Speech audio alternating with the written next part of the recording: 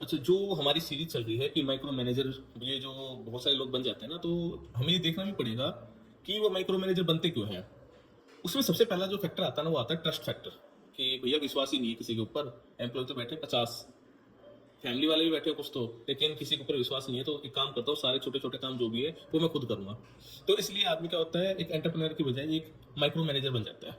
दूसरा, कई बार सोचता है यार कंट्रोल खत्म ना हो जाए, अगर सारे काम मैंने छोटे छोटे काम भी मैंने किसी और को दे दिए, कल को यही वाले एम्प्लॉय मेरे सिर पे ना चढ़ जाए। तो आदमी को डर रहता है, फियर ऑफ लूजिंग कंट्रोल। तो इसकी वजह से भी आदमी ना माइक्रो मैनेजर बन जाता है।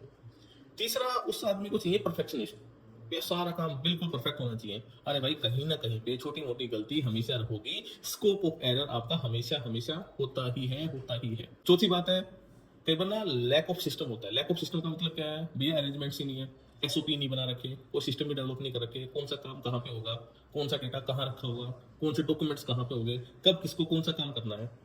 अब ये है ही नहीं, तो फिर क्या करेगा वो जो मालिक साहब है, वही आएंगे, सेठ जी आएंगे, वही अपना छोटा छोटा काम करने पे लग जाएंगे।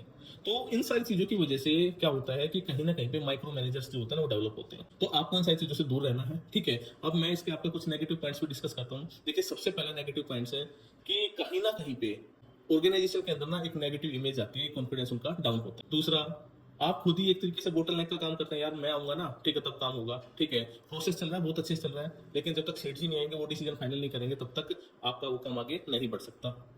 इसके साथ साथ जो डिसीजन मेकिंग है वो भी आपकी स्लो हो जाती है। जैसे मैंने वही एग्जांपल दिया भैया, जब तक आप सेठ जी नहीं आते या फिर कोई ऊपर से अथॉरिटी नहीं मिलती, तब तक हम 5 रुपए खर्च भी नहीं कर सकते, किसी का एम्प्लॉय का इंटरव्यू भी नहीं ले सकते, कुछ नहीं, हायरिंग नहीं कर सकते, बट जो भी छोटे मोटे जो भी डिसीजन है, तो उसके लिए ना हमेशा कहीं ना कहीं पे डिपेंडेंसी होती है।